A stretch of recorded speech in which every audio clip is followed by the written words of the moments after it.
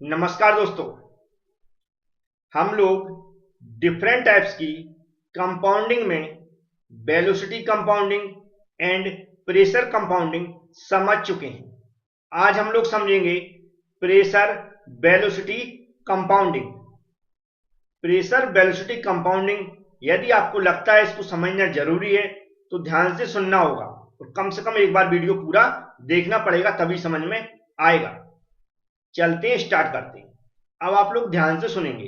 पिछले लेक्चर्स में भी हम लोग समझ चुके हैं कंपाउंडिंग का उपयोग। एक बार मैं रिपीट और कर देता हूं। कंपाउंडिंग का उपयोग किया जाता है जो रोटर शाफ्ट है उसकी स्पीड को कम करने के लिए। अब ये रोटर शाफ्ट कहां से आ गई, तो हम लोगों ने टरबाइन की स्टडी की हुई है। टरबाइन में हम लोग क्या देखते हैं कि हम लोग शाफ्ट को रोटेट कराते हैं, उससे जनरेटर जुड़ा रहता है और हमारी इलेक्ट्रिसिटी जनरेट होती है। तो यहां पर जो शाफ्ट रोटेट कराया जाता है वो कैसे कराया जाता है कि जो स्टीम है उसको डायरेक्ट इंपैक्ट कराया जाता है ब्लेड पर, और ब्लेड पर इंपैक्ट होने से क्या होती है, शाफ्ट घूमती है। तो यदि बॉयलर से डायरेक्ट जो स्टीम निकलेगी उसका हम लोग जानते हैं प्रेशर बहुत हाई होता है। बॉयलर से जो स्टीम निकलती है उसका प्रेशर हाई होता है। यदि उसको डायरेक्ट ड्रॉप करा दिया जाए ब्लेड पर तो जो शाफ्ट है वह बहुत तेजी से घूमेगी, उसकी वेलोसिटी बहुत ज्यादा होगी। उससे क्या होगा, जो हमारा रोटर शाफ्ट है वह खराब भी हो सकता है और जो हमारा पावर प्लांट है उसकी इफिशियंसी पे इफेक्ट पड़ सकता है। तो हम लोग क्या करते हैं, कंपाउंडिंग का उपयोग करके उसकी स्पीड को मेंटेन करते हैं। उसके लिए जो कंपाउंडिंग होती है उसमें हम लोग क्या करते हैं कि जो रोटर शाफ्ट है उसको एक सिंगल शाफ्ट पर रोटर को मल्टी स्टेज में अरेंज करते हैं। सिंगल शाफ्ट पर रोटर को मल्टी स्टेज में अरेंजमेंट करते हैं जिसमें नोजल, मूविंग ब्लेड और फिक्स ब्लेड का कॉम्बिनेशन होता है।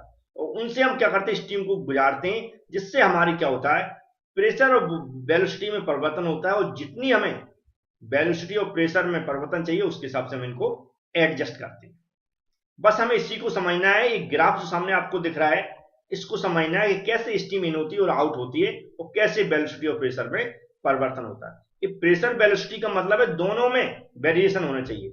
वेलोसिटी में हमने समझा था कि वेलोसिटी में हम फोकस कर रहा है कि वेलोसिटी में परिवर्तन किया है ज्यादा से ज्यादा। इस तरह प्रेशर कंपाउंडिंग में हमने समझा था कि प्रेशर में भी परिवर्तन किया गया, वेलोसिटी में तो हो रहा था, लेकिन यहाँ पर प्रेशर वेलोसिटी में एक साथ कैसे कैसे हम लोग परिवर्तन करेंगे इस ग्राफ के थ्रू समझेंगे।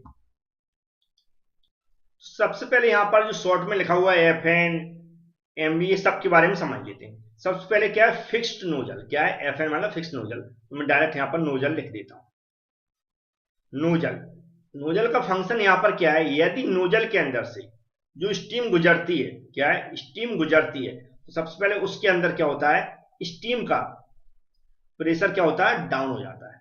याद रखें, प्रेशर क्या होता है, डाउन होता है। और जो वेलोसिटी क्या होती है, इंक्रीज होती है, वेलोसिटी इंक्रीज होती है। इनकी यदि आपको फंक्शन पता होगा तो आप इसको अच्छे से एक्सप्लेन कर पाएंगे। अभी मैं एक्सप्लेन करके भी दिखाऊंगा, लेकिन इसको आप याद रख लें बिल्कुल। दूसरा यहाँ एमबी लिखा, मूविंग ब्लेड। क्या लिखा, moving blade. Moving blade, moving blade के अंदर क्या होता है, जो हमारी वेलोसिटी है, वेलोसिटी क्या होती है हमारी, डिक्रीज होती है। वेलोसिटी कैसी हो जाती है, डिक्रीज हो जाती है। किसके अंदर से, याद रखें, मूविंग ब्लेड के अंदर से। लेकिन प्रेशर कैसा रहता है, कांस्टेंट रहता है। प्रेशर कैसा रहता है, कांस्टेंट रहता है। सीधी लाइन से मैंने कांस्टेंट दिखा दिया। तीसरा यहां पर लगा फिक्स ब्लेड। क्या लगा, fix blade. Fix blade, fix blade से क्या होता है कि जो हमारी वेलोसिटी है एंड प्रेशर है, ये दोनों ही क्या रहते हैं, कांस्टेंट रहते हैं। क्या रहते हैं, कांस्टेंट रहते हैं। दोनों ही कैसे रहते हैं, कांस्टेंट रहते हैं। अभी ऐसा जो भी ड्रॉप वगैरह करते हैं, इंक्रीज करते हैं, तो क्या करते हैं, काइनेटिक एनर्जी को एब्जर्व करते हैं। जो हमारी वेलोसिटी मूव हो रही है उसकी काइनेटिक एनर्जी क्या करते हैं, एब्जर्व करते हैं। इस तरह क्या करते हैं, वो ए फंक्शनिंग करते हैं। अब यहां पर ध्यान से समझना, ये जो मैंने फंक्शन बता दी इसको ध्यान से इस ग्राफ के थ्रू मैं समझा रहा हूं, बस आप एक बार समझ लेंगे। सबसे पहले बॉयलर से स्टीम निकलती है, स्टीम यहां से निकल रही है और कहां सबसे पहले इन हो रही है, जो मैंने फिक्स्ड नोजल लगा रखा है। नोजल भी लिख देंगे तो भी चलेगा। इसके अंदर से गुजरी तो मैंने क्या देखा, प्रेशर ड्रॉप हुआ, वेलोसिटी इंक्रीज हुई। अब इस दोनों को मैंने ग्राफ से दिखाना है, तो यहां पर मैंने नीचे दिखाया, ये जो लाइन है, ये लाइन दिख रही है, ये किसकी लाइन है, हमारी वेलोसिटी की लाइन है। किसकी है, वेलोसिटी की। तो ये डॉट डॉट लाइन किसकी है, हमारी प्रेशर की लाइन है, प्रेशर की लाइन है। ठीक है, तो हमने क्या देखा है यहां पर, ये जो स्टार्टिंग में स्टीम की जो भी वेलोसिटी होगी, वो हमने बताया था, अभी भी बताया था कि जब भी बॉयलर से स्टीम निकलती है तो उसकी वेलोसिटी कम होती है और प्रेशर कैसा रहता है, अधिक रहता है। तो यहां पर देख रहा प्रेशर अधिक है और वेलोसिटी कम है।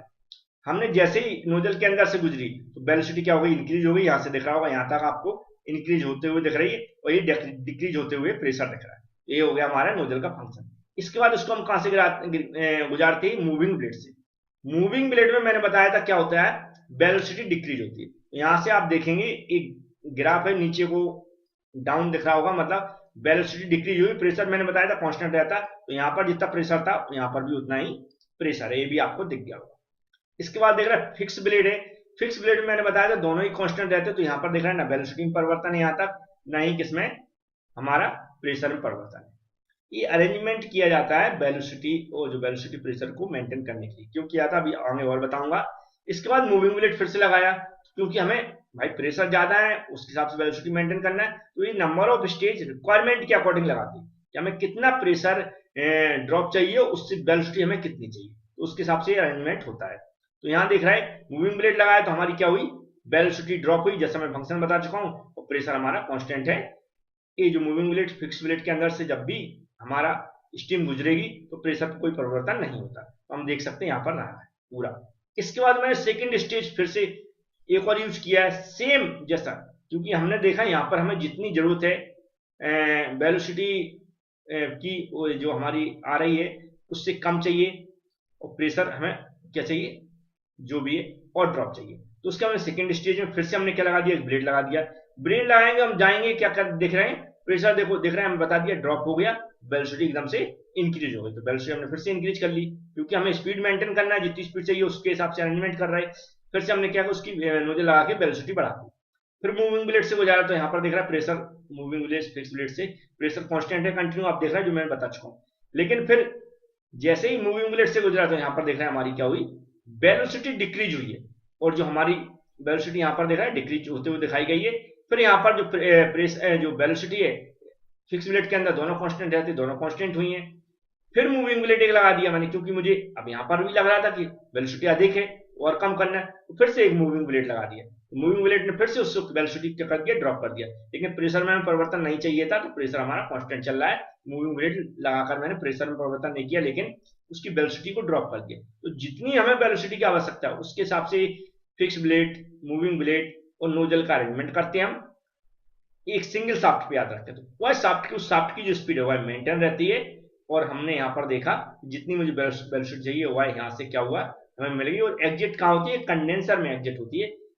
जो स्टीम है वह बॉयलर से निकल के कंडेंसर में एग्जिट होती है। पूरा जो आप उसका फंक्शन है वह अपना फंक्शन करके, मतलब जो शाफ्ट को घुमाकर, ठीक है। और इस तरह हमारा एग्जिट प्रेशर हमें काम देख सकते हैं, हमें क्या हुआ, कम मिला, और वेलोसिटी हमें जितनी चाहिए घुमाने के लिए उतनी वेलोसिटी से वह घूम गया।